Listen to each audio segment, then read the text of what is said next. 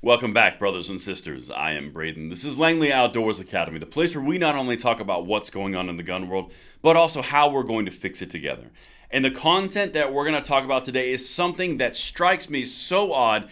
Where there's smoke, there's fire. Giffords.org, a Maine gun control group, is sending letters to Congress to block a resolution that has no chance of passing around, blocking the pistol brace. Like I said, where there's smoke, there's fire. They will always tell you what they are afraid of, and that is what we're going to dive into right now. Everything is linked for your review in the description box, and I cannot wait to hear what you guys think about this one. And please send this one out because I think there's something here, and I'd love to hear your thoughts.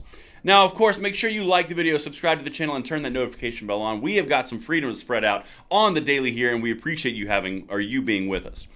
Now, my brothers and sisters, one of the things that we've been talking about this past week in two separate videos was we had the opportunity from the Republican side in Congress to put the Senate Democrats in a bad place. I'm not going to relitigate the entire thing. There's two different videos. They're linked. You can watch them. But the entire thing was it kept on getting worse and worse and worse and more apparent. Well, now, Giffords.org just put out a signed letter and sent to the congressional leaders around not embracing that rule, the one that we talked about made them in a weak position, addressing it directly. They will always tell you what they're afraid of, and in my opinion, they are showing weakness right here. Check this out. I want to hear what you guys think in the comments field, but something feels off about this. Rifle caliber pistols with stabilizing braces are hidden assault weapons. They've been used in shootings in Boulder, Dayton, Colorado Springs, and recently in Nashville. Read the letter signed by responsible gun owners, including Gabby Gifford. Oh, I read it. It's linked right down there. In fact, that's the whole point of this video. So I'm going to read you one or two snippets from this, and you tell me why they are doing this.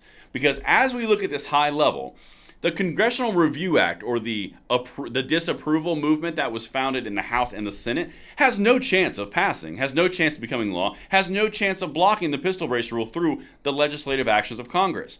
So that begs the question, why are they directly attacking it? It shows no direct threat to anything that they want. There is no reason that it's going to pass. Biden's not going to sign it, and yet they still send letters addressing it. Why? They will always tell you what they're afraid of. But let me get you into this, and you guys can tell me if I'm like completely wacko or if you just think I'm onto something. So this is the letter sent May 31st, 2023. All the leaders are there. You got Republicans and Democrats, House and Senate. But let me show you what they led off with, because this is where it starts to show some weakness. This is rare. Dear leaders, blah. We, the undersigned members of Giffords Gun Owners for Safety, respectfully urge you not to advance Senate Joint Resolution 20 and House Joint Resolution 44. I'll show you those in 1 second. This resolution would repeal the ATF's rule around pistol braces, which regulates certain models of semi-automatic pistols when equipped with stabilizing braces as short-barreled rifles under the NFA.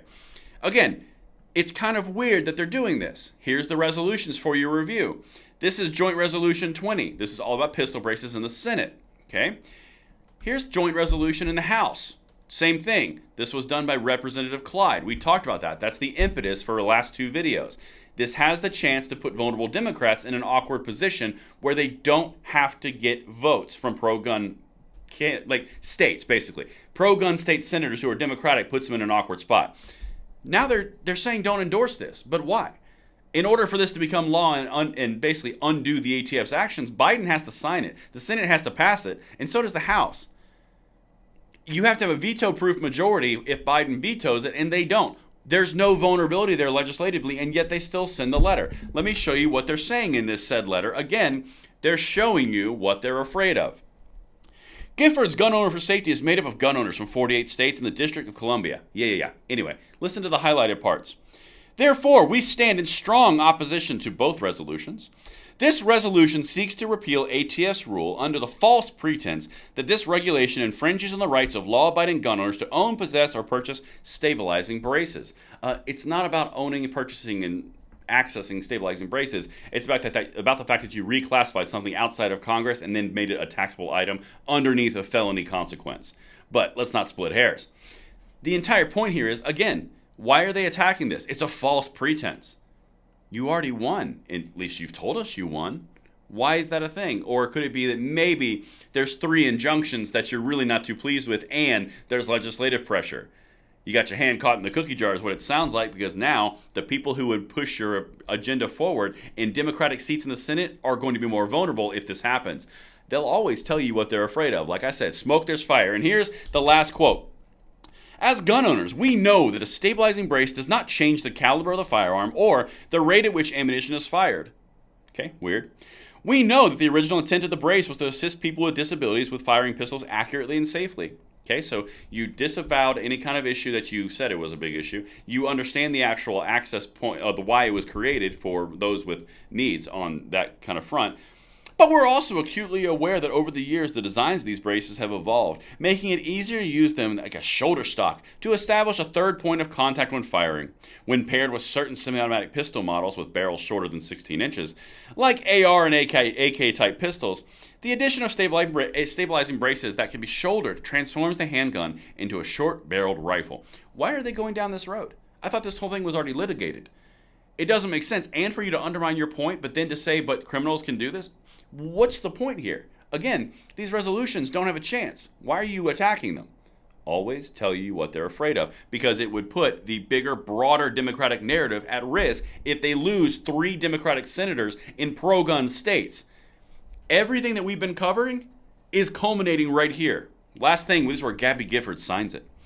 We, the 1,198 undersigned gun owners representing 48 states, blah, blah, blah, we further respectfully ask that you prioritize gun safety laws and save lives and oppose Senate Joint Resolution. Do you see why I did this video? This doesn't make sense on any level unless you are truly afraid of something of which you don't really want to say what you're afraid of. On the level, there's no way this passes and becomes law, and yet you still felt the need to attack it directly from one of the main gun control groups in the United States, Giffords.org, and had Gabby Gifford sign on to it. Why? And that is the question I've got for you guys. Let me know what you think in the comments below, and I will see you on the next one. I'm Braden. See you later.